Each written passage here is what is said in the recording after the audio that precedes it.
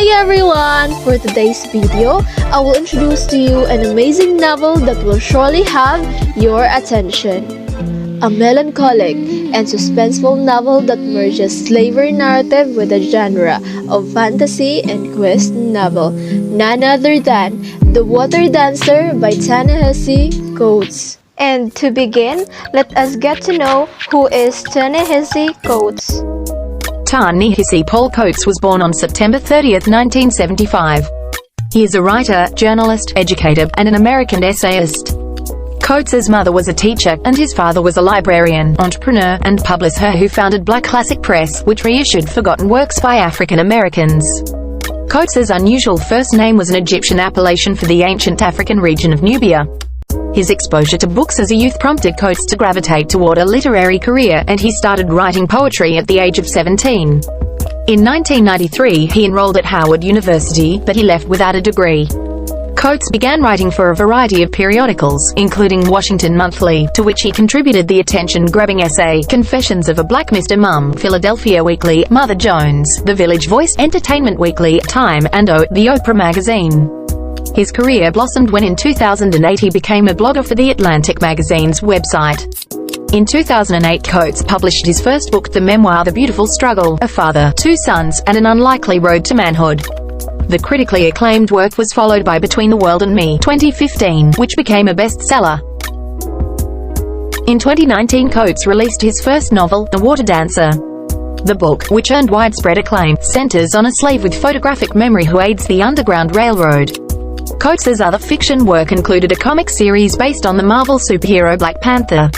The first installment was published in 2016. Ta-Nehisi Coates lives in Brooklyn, New York with his wife Kenyatta Matthews, and their son, Samori. The Water Dancer is set in Virginia during the time of slavery. Its universe is close to that of the historical antebellum American South but has added surreal elements. In The Water Dancer, the enslaved are called as the task, and the slave owners are known as the quality. The protagonist Hiram is an enslaved African-American man who was born and raised on a tobacco plantation and estate called Lockless. Hiram's mother, Rose, was enslaved while his father, Hal Walker, is the white master of Lockless.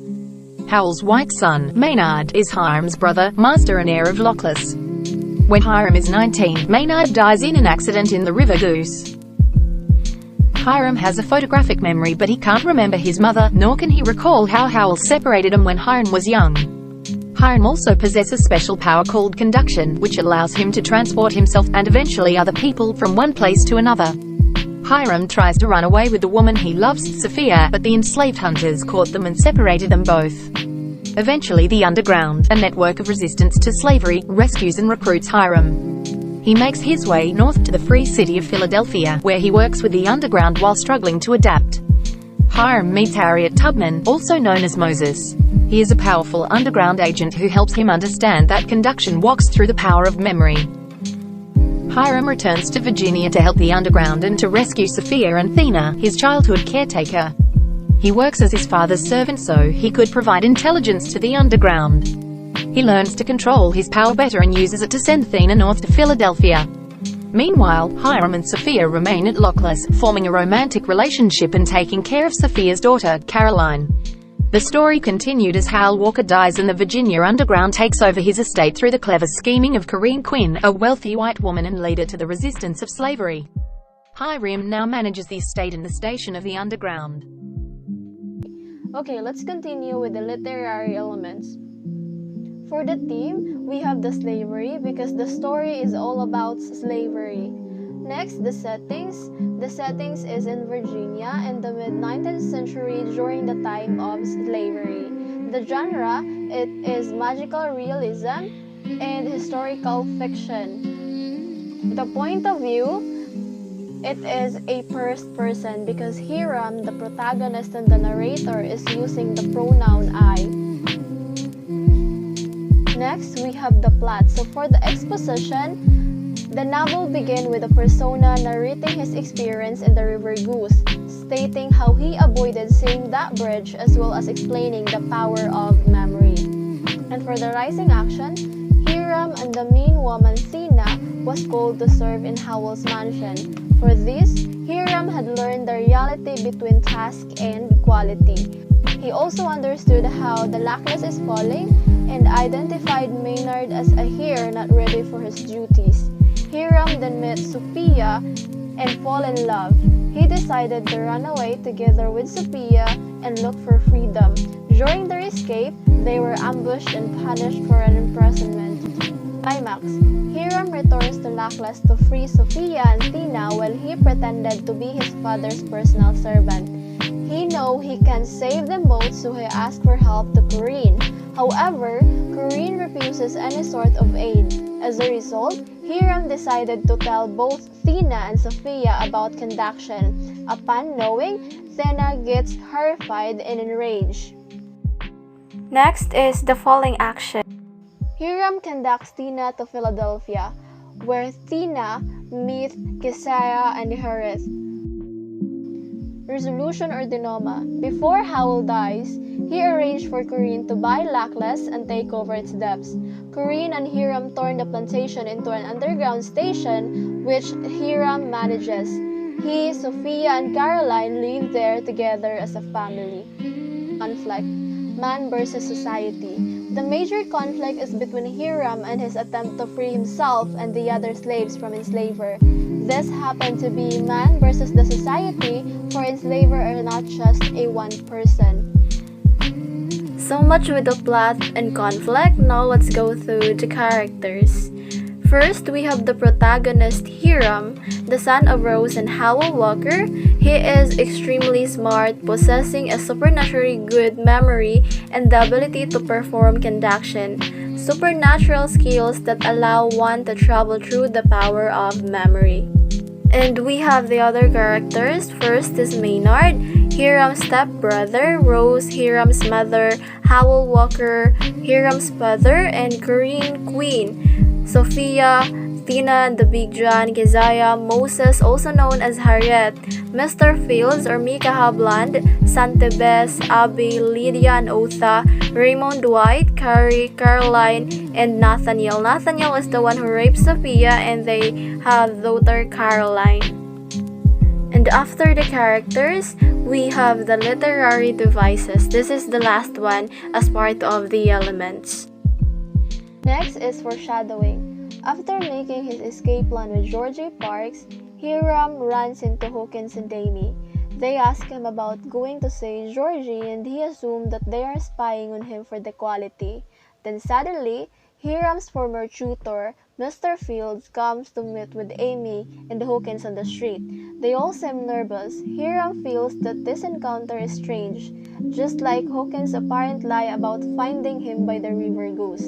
In this way, the moment foreshadows that Hawkins and Amy know something more about Georgie Parks, and that they were involved with Mr. Fields in a way that they eventually have important implication for Hiram. Next, understatement. When Hiram recalls his handling by the flesh trader at Rayland jail, he uses understated language to describe how they abused him. This is because facing the reality of what he hounds did to him was too difficult for him to bear at that time. Later, when he is older, he recognized that the men physically and sexually violated him, saying, "It took time to learn how to speak of what was done to me directly, to tell the story of my time in Rayland's jail as it was, and not feel my manhood bleeding for me." Allusion. In the novel, the underground alludes to the Underground Railroad, a vast network of people who help fugitives to escape from slavery in the United States. And Harriet became Moses alludes to Harriet Tubman, one of the most famous conductors of the Underground Railroad. The notion of conducting itself that alludes the Underground Railroad. Imagery. Blue mist, blue light, and color blue came to represent Hiram's experience of conduction and the dream of freedom. Blue mist and blue light accompany Hiram's experiences of conduction. When he is certain that he will die drowning in the river Goose, he feels a blue light surrounding him. In this blue light, he feels a sense of peace and freedom, and knows that there really is a home place of our own, a life beyond the task.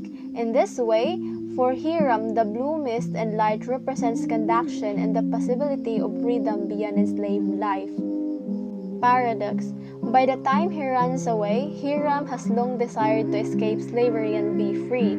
But paradoxically, when he finally reaches freedom in Philadelphia, Hiram misses his home in Virginia. Personification. This is one of the lines of Hiram. It goes like this. I was close enough to see the shadow of the bonfire dancing of her face. So much with the literary elements. Now, let's go to the last one, the literary analysis. The Water Dancer is the debut novel by Ta-Nehisi Coates, published on September 24, 2019. It tells the story of Hiram Walker, who is born into slavery on a Virginia plantation called Lockless and possesses a photographic memory but cannot remember his mother. He is able to transport people over long distances by using a power known as conduction, which can fold the earth like fabric and allows him to travel across large areas via waterways. The Water Dancer presents a haunting narrative of slavery, memory, and one man's quest for freedom. The journey from slavery to freedom via the underground through the eyes of the narrator, Hiram Walker. What if the memory had the power to transport enslaved people to freedom? Over the course of the novel, it becomes clear to Hiram that memories, even when they are painful, can also be empowering, an essential part of the journey to freedom. One way in which this emerges is through the fact that he's only able to gain control over his power of conduction once he remembers Rose, and in particular remembers that she tried to escape Lockless, the plantation where Hiram was born, before she and Hiram were recaptured and she was sold. Remembering Rose allows Hiram to properly exercise conduction, which in turn becomes the key tool he uses to convey himself and others to freedom. Hiram wrestles with the negative power of memory as well.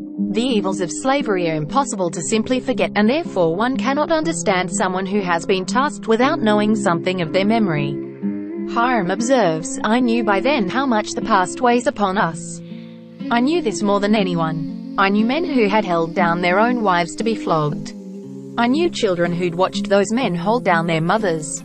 I knew children who rooted through slop with hogs. But worst of all, I knew how the memory of such things altered us, how we could never escape it, how it became an awful part of us. Literalizing the connection between memory and freedom, the novel illustrates the point during a conversation between Hiram and Harriet, a leader of the Underground Railroad.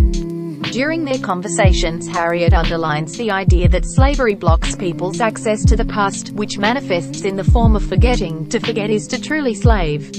To forget is to die. Soon after, Harriet adds, for memory is the chariot, and memory is the way, and memory is bridge from the curse of slavery to the boon of freedom. These words demonstrate that memory is important because without reckoning with the horrors of slavery, there can be no future in which enslaved people and their descendants are truly free.